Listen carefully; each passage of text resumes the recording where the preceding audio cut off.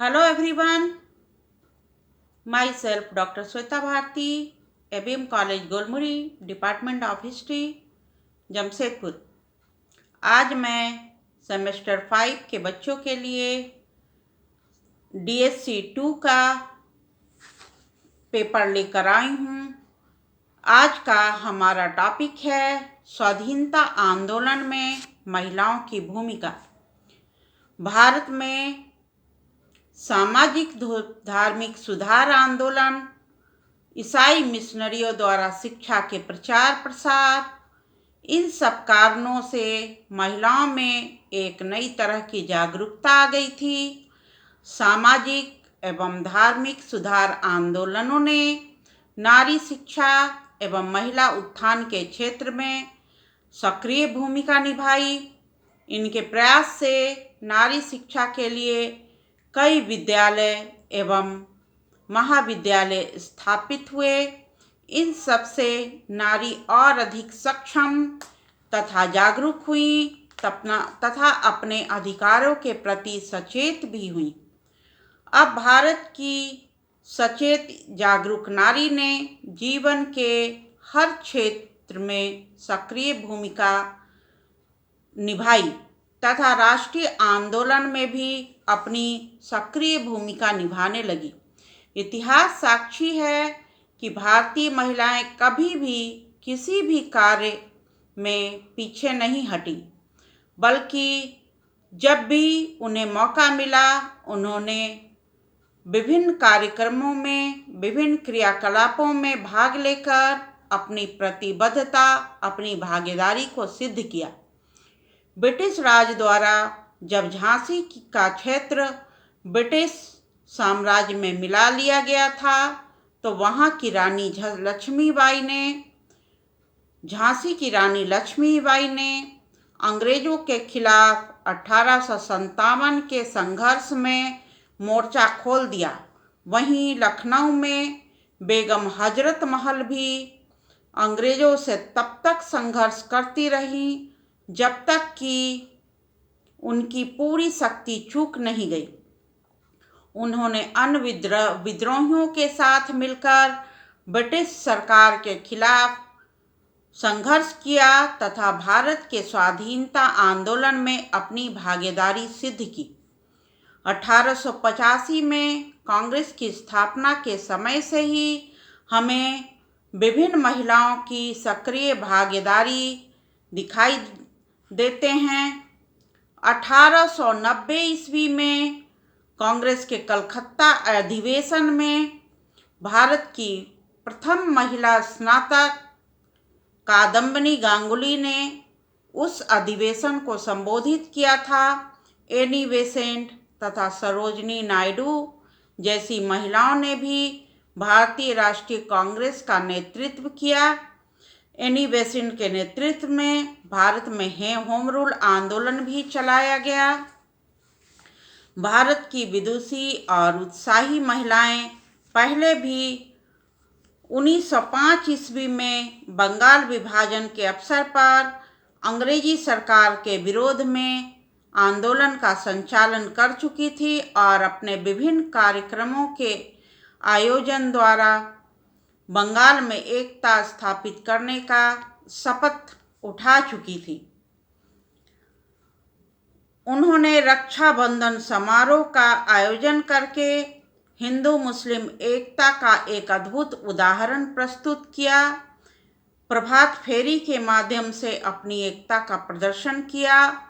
फलतः अंग्रेजी सरकार को बाध्य होकर 1911 ईस्वी में बंगाल विभाजन के आदेश को वापस लेना पड़ा था। सन 1920-22 में जब गांधी जी ने अंग्रेजी सरकार के विरोध में असहयोग आंदोलन प्रारंभ किया, तब भी महिलाएं बहुत बड़ी संख्या में इस आंदोलन से जुड़कर उन्हें अपना सहयोग एवं समर्थन दे रही थी। असंख्य महिलाएं खादी और चरखे के विक्रय हेतु गली गली गईं और उन्होंने खादी को लोकप्रिय बनाने के लिए जुलूसों का आयोजन किया और विदेशी कपड़े की होली जलाई ताकि स्वदेशी के प्रचलन को बल मिल सके। उन्होंने शराब की दुकानों पर धरना दिया और शराब के लाइसेंस की नीलामियों में बाधाएं उत्पन्न की। 1921 ईस्वी में मुंबई में महिलाओं ने राष्ट्रीय स्त्री सभा का गठन किया। यह प्रथम ऐसा महिला संगठन था जो पुरुषों की सहायता व सहयोग के बिना संचालित किया गया। इसके दो प्रमुख उद्देश्य थे, स्वराज एवं महिलाओं का उद्धार एवं उत्थान। दोनों ही उद्देश्य एक दूसरे के पूरक थे। 1920 ईस्वी में महिलाओं की बराबरी के अधिकार पर चर्चाएं आम हो गई थी और न केवल महिला अधिकारों को राष्ट्रीयता से संबद्ध किया गया, बल्कि स्वाधीनता आंदोलन के तर्कों को नर नारी के बराबरी के अधिकार में प्रयोग किया गया। 1921-22 में महिला कार्यकर्ता ने घोषणा की कि स्वराज का तात्पर्य है अपना राज्य और स्वाधीनता का अर्थ है शक्ति एवं ताकत का प्रयोग, अपनी इच्छाओं की पूर्ति के लिए किया जाने वाला शक्ति एवं ताकत का प्रयोग। 1930 ईस्वी में सविनय अवज्ञा आंदोलन में महिलाओं की भागीदारी से एक नए चरण का सूत्रपात हुआ। इस आंदोलन में महिलाओं की भागीदारी 1920 ईस्वी के आंदोलन की तुलना में संख्यात्मक एवं गुणात्मक दोनों रूपों में भिन्न थी। यह आंदोलन 1930 ईस्वी में अहमदाबाद से दांडी तक यात्रा से प्रारंभ हुआ। इस आंदोलन से गांधी जी अंग्रेजों के नमक बनाने के एकाधिकार को समाप्त करना चाहते थे। जैसे जैसे दांडी यात्रा के पश्चात सविनय अवज्ञा आंदोलन तक का क्षेत्र विस्तृत होता गया, स्थानीय नेताओं ने महिलाओं की भागीदारी पर कोई प्रतिबंध नहीं लगाया। फलतः हर स्तर पर महिलाओं को इस आंदोलन में भाग लेने का अवसर प्राप्त हुआ। इस आंदोलन में सक्रिय भाग लेने वाली महिलाओं में Kamala Devi Chattopadhyay, Annie Besant, Sarojini Naidu, Margaret Cousins के नाम विशेष रूप से उल्लेखनीय हैं।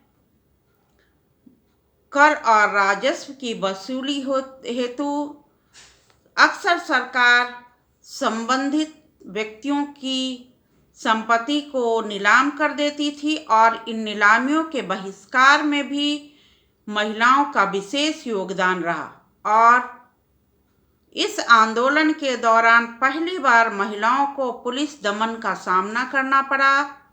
पहले लोगों का विचार था कि पुलिस महिलाओं पर हिंसा का प्रयोग शायद नहीं करेगी, अतः महिलाओं को जुलूस और धरना देते समय शामिल कर लिया जाता था। किंतु 1930 ईस्वी तक आते आते यह अनुमान गलत साबित हुआ, क्योंकि कई अवसर पर पुलिस ने बेरहमी से महिलाओं को पीटा, उन्हें उत्पीड़ित किया।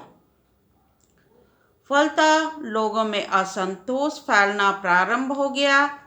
समाचार पत्रों में पुलिस के इस दुर्व्यवहार की खुलकर निंदा की गई।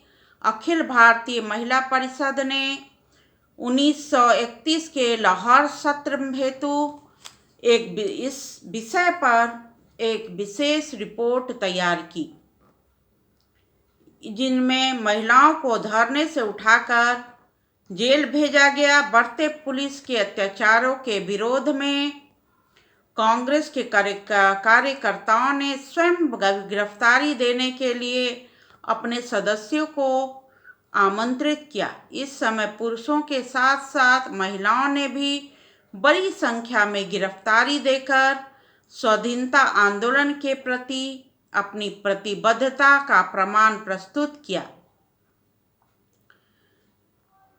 वैलेंटाइन सिरोल ने इस संदर्भ में लिखा है कि समग्र जनता ही राष्ट्रीय संघर्ष में सम्मिलित थी।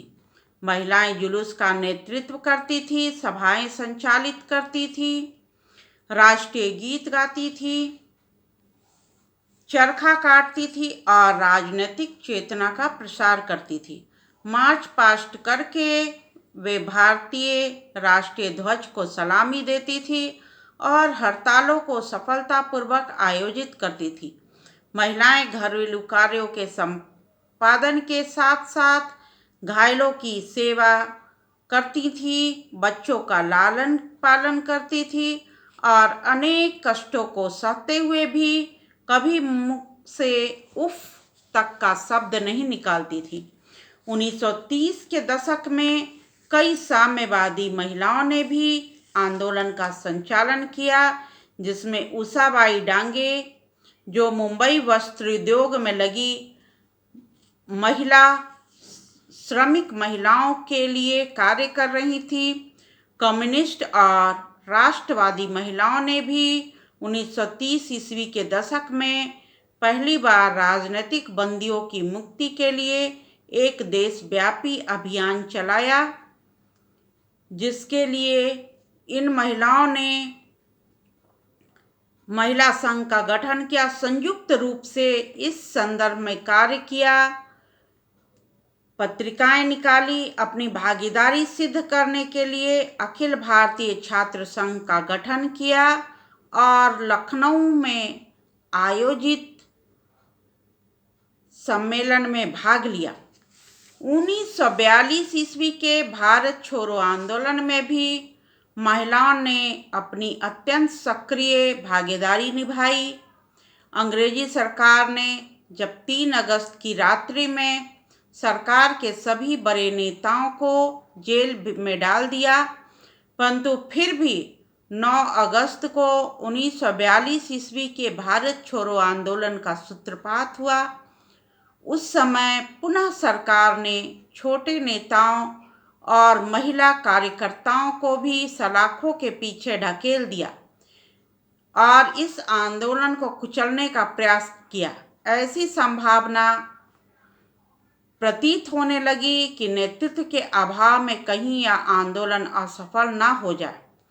कई शीर्षस्थ महिलाएं, जिनमें अरुणा आसफ अली, सुचिता कृपलानी और उषा मेहता का नाम उल्लेखनीय है, अज्ञातवास करते हुए आंदोलन का नेतृत्व करती रही। इस समय क्रांति का नेतृत्व प्रत्यक्ष रूप से साधारण महिलाओं के हाथों में आ गया, जो या तो भारतीय राष्ट्रीय कांग्रेस की सदस्य थी या किसी सैनिकवादी संगठन से संबंधित थी और निहायत ही सामान्य स्तर की महिला थी, जिनका किसी संगठन से कोई संपर्क नहीं था। देशभक्ति और राष्ट्र प्रेम से भरी हुई ये छात्राएं और घरेलू महिलाएं थी, जिनके नेतृत्व में यह आंदोलन फलने फूलने लगा। महिलाओं ने अपनी प्रतिभा का परिचय देते हुए इन राजनयिक बंदियों के सहायतार्थ धन एकत्रित किया, महिला प्रशिक्षण शिविर स्थापित किया एवं पुलिस उत्पीड़न का डटकर सामना किया। पुलिस द्वारा सताए जाने लोगों की चिकित्सा एवं उपचार की व्यवस्था की तथा आत्मरक्षा हेतु महिलाओं ने लाठी चलाने, तलवार चलाने का भी प्रशिक्षण प्रारंभ किया और वो प्रशिक्षण प्राप्त कर स्वयं को अपनी रक्षा हेतु आत्मनिर्भर हो गई। इस आंदोलन में महिलाओं का रूप अबला नारी का ना होकर एक शक्तिशाली रणचंडिका का था। 1942 ईस्वी के भारत छोड़ो आंदोलन में महिलाओं के इस रूप को देखकर, जो कि दुर्गा का था, सभी लोग आश्चर्य में पड़ गए।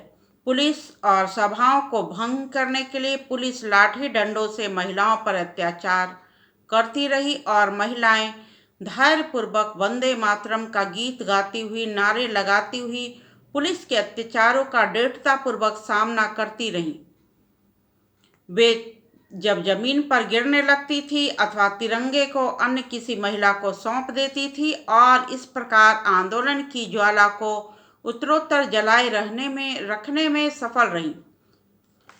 इस तरह इन महिलाओं ने स्वतंत्रता संग्राम में अपनी काफ़ी अहम भूमिका निभाई। इस आंदोलन को गति प्रदान करने में सरोजिनी नायडू, कल्पना देवी चट्टोपाध्याय, स्वरूप रानी, राजकुमारी अमृत कौर, यहाँ तक कि कुछ साधारण महिलाएं जिनका बहुत ज़्यादा प्रसिद्ध नहीं हो पाई, बी अम्मा नामक एक मुस्लिम महिला, बसंती देवी, उर्मिला देवी ने भी इस आंदोलन में हर स्तर की महिलाएं, चाहे वो साधारण हो या किसी राजनीतिक संस्था से जुड़ी हो, सभी महिलाओं ने इसमें अपनी महत्वपूर्ण भूमिका निभाई और हर स्तर से इस आंदोलन को जीवित रखने का प्रयास किया। इस आंदोलन में अन्य कई महिलाओं को बंदी बनाया गया, जिनमें सूर्या, शोभा, अनुकूल मिश्रा, उमेशी देवी, सत्य देवी आदि महिलाओं के नाम भी हमें वर्णित मिलते हैं। सविनय अवज्ञा आंदोलन में अपनी महत्वपूर्ण भूमिका निभाने वाली सरला देवी चौधरानी ने भारत छोड़ो आंदोलन में भी महत्वपूर्ण भूमिका निभाई। इस आंदोलन के अन्य प्रमुख कार्यकर्ताओं में विजयलक्ष्मी पंडित, मुकुंद मालवीय, लक्ष्मी मेनन, रामेश्वरी नेहरू, उमा नेहरू, चंद्रावती लखनपाल का नाम भी विशेष रूप से उल्लेखनीय है। साथ ही कनकलता बरुआ, अनुप्रिया बरुआ, सुधा लता, लाडो रानी, रानी जोशी, करतार कौर, रजनी घोष आदि के नाम भी उल्लेखनीय हैं, जिन्होंने भारत के हृदय में इस आंदोलन को विशेष आस्था और विश्वास के भाव से जागृत किया और इस आंदोलन की ज्वाला को बुझने नहीं दिया। अनेकानेक महिलाओं ने गांधी जी के आह्वान पर भारत के स्वाधीनता आंदोलन में भाग लिया था, परंतु कुछ महिलाएं ऐसी भी थी जो गांधी जी की अहिंसावादी नीति को स्वीकार नहीं करती थी और क्रांति के प्रथ को मानती थी। उन महिलाओं में कमला देवी, रानी गिडालू, सुहासिनी गांगुली, प्रीति लता वाडेदार, बीना दास आदि के नाम उल्लेखनीय हैं। उन्होंने प्रत्येक कदम पर क्रांतिकारियों को सहयोग व समर्थन प्रदान किया और कुछ ने तो देश की रक्षा हेतु अपने प्राणों की बलि दे दी। भारतीय क्रांतिकारी महिलाएं देश ही नहीं विदेशों में भी सक्रिय रहीं और सुभाष चंद्र बोस की महिला सेना में भर्ती होकर स्वतंत्रता संग्राम को सफल बनाने में महत्वपूर्ण योगदान दिया तथा अपने अदम्य साहस और असीमित शौर्य का अद्भुत प्रदर्शन किया। इस तरह भारतीय स्वाधीनता आंदोलन में महिलाओं की भूमिका सर्वोपरि है और इस आंदोलन में उनकी भूमिका को कभी भी किसी तरह कमतर नहीं आंका जा सकता। यदि ये भारतीय महिलाएं स्वाधीनता आंदोलन में अपनी भागीदारी नहीं निभाती तो हो सकता है कि ये आंदोलन सफल ना हो पाता। इस तरह इस स्वाधीनता आंदोलन में महिलाओं ने अपनी विशेष छाप छोड़ी, भले ही वो एक साधारण महिला हो या उच्च स्तर की राजनीतिक स्तर पर कोई नेता, सभी महिलाओं का इसमें विशेष योगदान रहा। धन्यवाद।